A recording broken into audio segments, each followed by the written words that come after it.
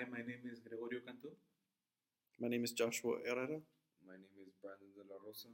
and today we're going to be speaking on behalf of the topic of fake news. We're going to bring to you a brief history on what fake news is all about and some examples in today's media, as well as some older examples and how to identify fake news if you've ever been a victim of it. Um, Fake news has become a very popular topic, especially after the election of 2016, where we saw President Donald J. Trump defeat Hillary Clinton. President Trump has always been somebody to be very vocal about his opinions, and one of the outlets that allows him to be so vocal is Twitter. At this time, Donald J. Trump has one of the more popular Twitters on the website itself. He's tweeted thousands and thousands of messages. Um, and through those messages, one of the phrases that seem to come up a lot is the phrase fake news. Fake news itself, at least in Donald Trump's Twitter history, has presented itself at least more than 400 times as of the making of this recording. Um, the fake news itself, even though it was popularized by our current president, is not anything new. Um, One of the biggest things when it comes to fake news is just the political warfare that it can bring between two different candidates in order to discredit the opposition. Not only that, but feeding the public dishonest and hoax in order to make them believe what you want them to believe, as well as to push your own personal agenda. Um, One of the earliest examples of fake news before the internet, before social media, before anything like that, was actually entitled yellow journalism back then, or propaganda. Essentially, um, it was found throughout the media, throughout the news, um, and it was a deliberate attempt to just be dishonest to the American public or to the public that was listening to the news itself. It would deliberately try to disinform people in order to catch their attention. Um, it's changed over time, especially with the less and less popularity of the newspaper. Now, this type of yellow journalism can be found through social media, through websites, through several other sources. It also includes several sources of propaganda used to go ahead and increase foot traffic into websites as well as to increase foot traffic into different articles. Um, Josh, do you want to go ahead and talk about some different types of propaganda and what they might be for? Sure. Okay, so propaganda has always used some form of newspapers. It's more commonly known in the United States, like Gregorio said, is tabloid journalism. If you waited in line to pay at a grocery store, there's a chance that you stumbled upon a magazine of some sort saying some outrageous headlines like UFO spotted back in San Antonio, Texas, or would be one example. Some notable newspapers that you can say that specialize in this type of journalism would be the Inquirer and the Daily Mail. Tabloid journalism has many purposes. It can range from marketing a product to discrediting your opposition, even incitement of strong feelings over certain topics. Um, so there are many there are many ways that fake news can be distributed. Um, there's a form of television, radios. Um, Television would be CNN, Fox News, etc. One of the most popular today, though, would have to be the internet in the form of websites. One of the biggest sources is social media. They distribute a lot of fake news,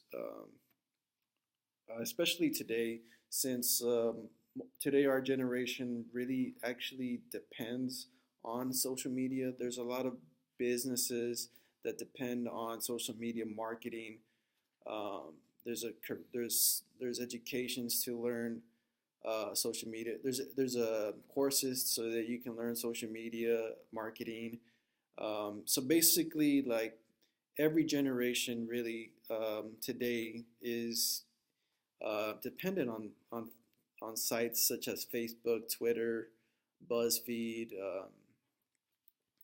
So what I want to explain is that even though social media has a great impact in society, it does have a drawback. And so one of the biggest social media fake news distribution is would probably the reasons would be for would be in connection with politics. Actually, in the 2016 election, one example was a Romanian man who ran a website called endingthefeed.com. Claims that he started the website originally um, just because he favored presidential candidate Donald Trump. Um, so, um, so that is one example of spreading fake news to favor a particular party. Um, Another study found that um, is actually Hunt Alcott and Matthew Genskow recorded 41 pro Clinton and 115 pro Trump articles that they were shared on Facebook, and they were all articles basically displaying um, favoritism towards one candidate that were not reliable and didn't have any particular evidence and just discrediting the opposition. Um, though actually today many people believe that the reason why Donald Trump actually won the election was because of the fake news that was distributed about um, unlikely sources for Hillary Clinton.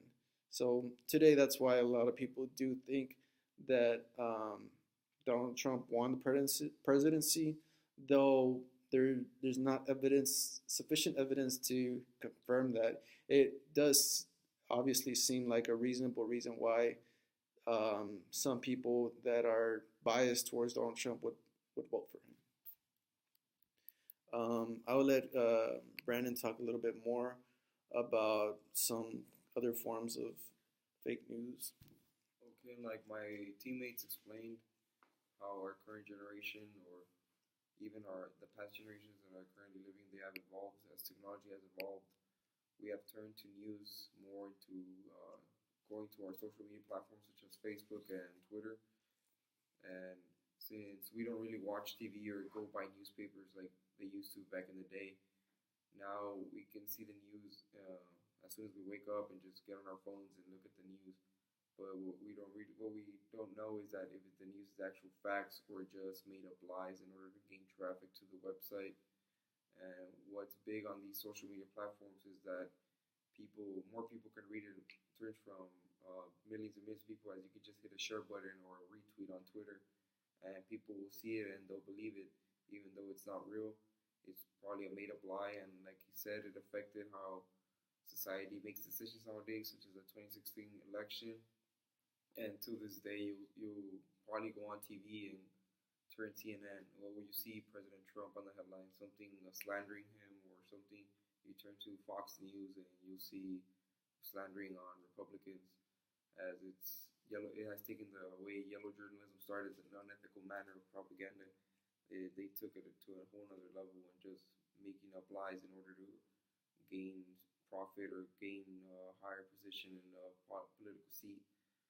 And it has also impacted the way we live as a nation, as fake news doesn't really bring us together. It's more of us tearing us apart, as it's been taken to a whole other level when it comes to even like racial um, topics, such as an interesting topic that happened a few years back with the Michael J. Brown shooting.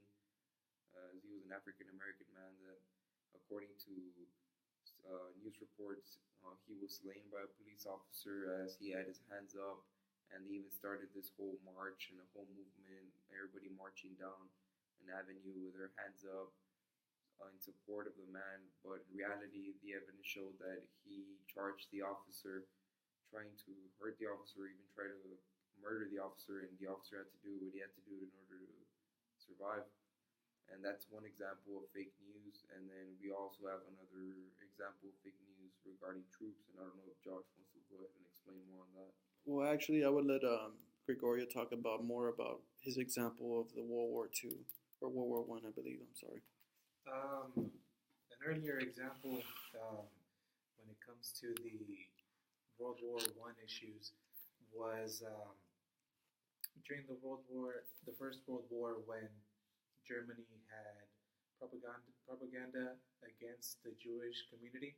Um, the Allied forces actually had propaganda against Germany. One of the more famous stories included what depicted German soldiers as vicious people getting corpses from the battlefield and stripping them for fats in order to go ahead and make necessary items such as boot wax and nitroglycerin after Britain had set up a naval blockade for any imports. Um, the propaganda itself served as a way to try to unite the Allies to the fight. It also tried to recruit China in order to join the Allied powers, but it didn't work as China decided to not uh, put his head in the ring for World War One, but it did, however, unite the citizens of the rest of the Allied forces. Um, you want to go ahead and give another example of wartime fake news, Josh? Sure. Um, so, I mean, even now today, the media portrays information um, regarding fake news. Like, they can really display very different stories of what actually happened. Common cases would be one example would be of special forces unit in Afghanistan deployed. They can conduct a mission. They conducted a mission and it involved actually fatalities and um, so local journalism would actually be giving the media a completely different story of what happened, which in turn, big networks such as CNN can actually exploit that information and cause this form of fake news, making the military look bad. One of that in that particular example, troops deployed and they did a mission in Zermatt district. Um, they actually were they actually the incident involved um, two insurgents that died, but as well as those two insurgents, two local victims died as an accident, just involving the mission, which in turn led to that propaganda of the United States military um, was actually torturing and gagged those individuals, which was completely untrue. And what in turn the original story was, it was just the United States confronted the two insurgents and unfortunately encountered those extra fatalities. So the media just has its way of displaying information and making you believe that people are a certain way when in fact it's not related to facts. So the way we can sense fake news or know how we know it's fake news is the way that language is portrayed, whether it's in an article or is an expression on television. You can see when they're using emotional language or they have bias towards a certain person or a certain side of the story, and you can right away tell whether it's fake news or not. And one way to prevent it would be crowdsourcing.